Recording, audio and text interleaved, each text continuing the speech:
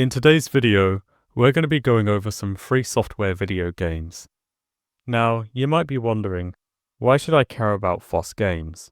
After all, if the game isn't fun to play, the license is irrelevant. And that's a great question. It shouldn't be a surprise that people have mixed views on the state of modern gaming. Countless people have criticized it, countless more people have criticized the critics, and of course there's the current drama involving a particular streamer and the Stop Killing Games movement. Regardless of where you stand on these issues, I think most of us can agree there are problems prevalent in a lot of games.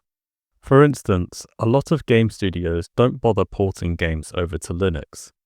This isn't as big of an issue nowadays because tools like Proton handle a lot of the work. But then you've got games like Valorant with strict kernel-level anti-cheats. So strict that you can't even play the game in a Windows VM. Or take Apex Legends, which used to run on Linux until EA decided that banning Linux was how they should deal with the game's cheating problem. So with these games, the lack of Linux support isn't due to laziness, lack of resources, or a lack of incentive. These games are specifically designed to not work on Linux. Other problems include DRM that mandates an internet connection for single-player games, games being more demanding, games requiring an insane amount of disk space, AAA games costing an arm and a leg, and if all your games are tied up in Steam, Xbox Game Pass, or the Epic Game Store, you don't truly own them. There's also the more superficial elements like microtransactions. In contrast, FOSS games typically don't follow these trends. They tend to be fairly lightweight, DRM-free, and people can still play the game even if the developer stops supporting it, even for multiplayer games since they typically allow people to host their own servers. And of course, having access to the game's source code offers a lot of freedom and customization, such as porting the game to a niche platform and not relying on the developer to fix bugs.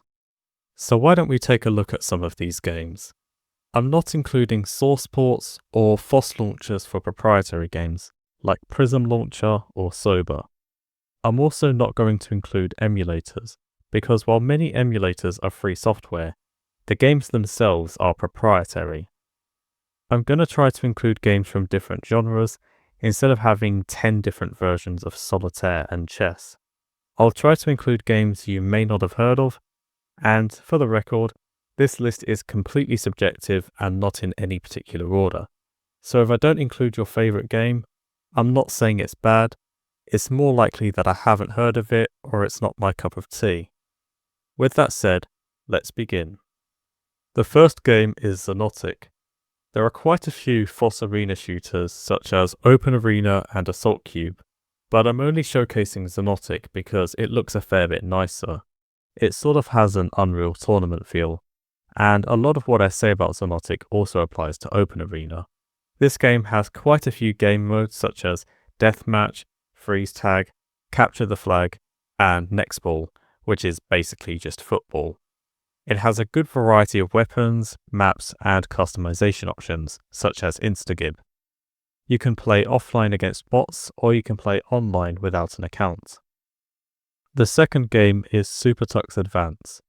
SuperTux is arguably the most iconic FOSS game out there, but SuperTux Advance takes a unique twist on the original, having a vibrant pixel art style, and designed more as a fast-paced platformer for speedrun attempts, rather than a one-to-one Super Mario clone. I have a full video about this game, although most of it is just gameplay. This game is available from itch.io, which is basically a big index of indie games, most of which are DRM-free. The third game is Osu Lazer. Osu is one of the most popular rhythm games on PC. I wasn't sure whether to include it because the stable client is proprietary and doesn't have a native Linux version, so you can play the Windows version through Wine. However, Osu Lazer is FOSS and has a native Linux client. The main game mode is where you click and drag circles. Some people use this as an aim trainer, but the pros tend to use a graphics tablet rather than a mouse. Other game modes include Taiko, Mania, and Catch. I'm not going to get into the nitty-gritty of how scoring works, just know that this game can be very hard. I also found out that there's an Android version, but it doesn't scale very well on my phone, so I imagine it's more intended for tablets. The fourth game is SuperTuxKart. This is another iconic FOSS game, a racing game where the characters are software mascots, and while it's easy to compare the game to Mario Kart, it also has some unique qualities, such as a story mode and game modes like Battle, where instead of racing, your objective is to collect power-ups and use them to eliminate other players.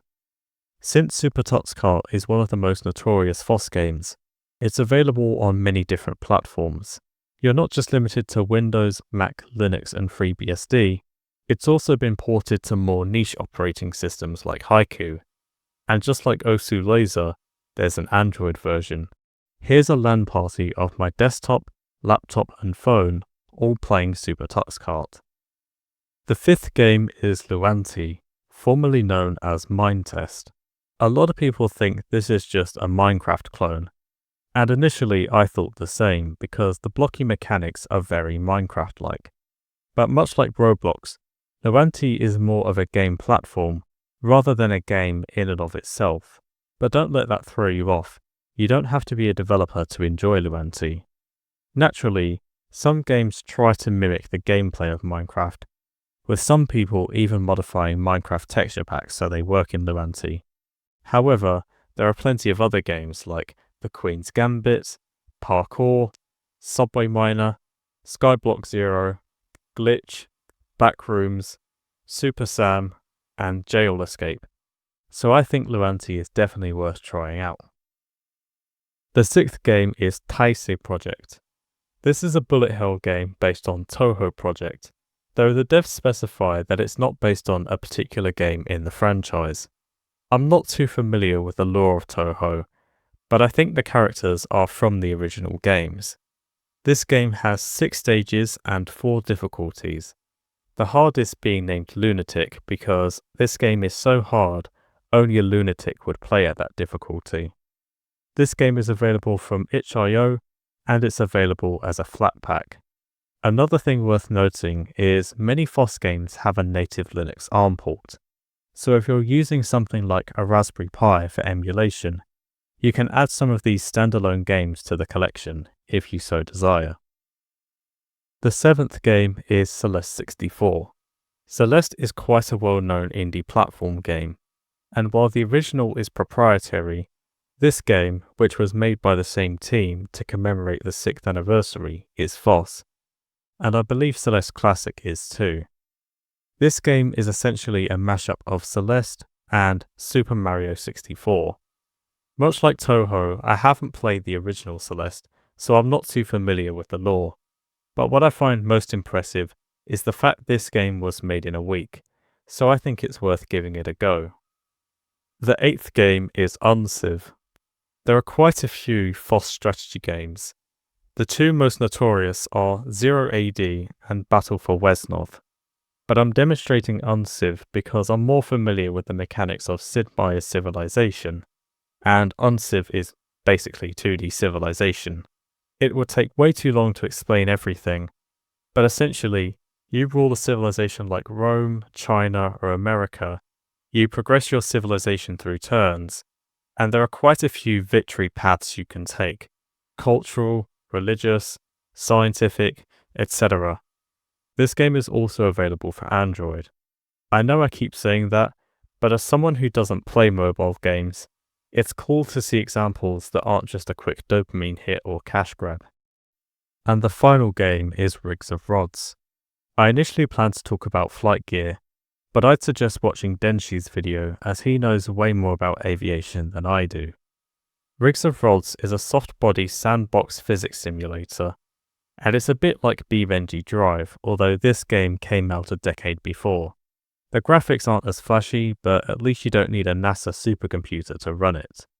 Under the repository tab, you can install new maps, vehicles, and mods. Compared to most driving games, the controls are a bit more realistic.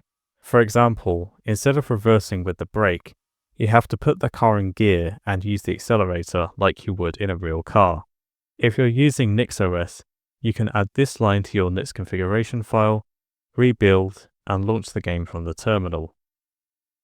I couldn't decide on a best game for the number 10 spot, so here are some honourable mentions flashing on screen now. With that said, I hope you enjoyed this video, and I'll see you in the next one.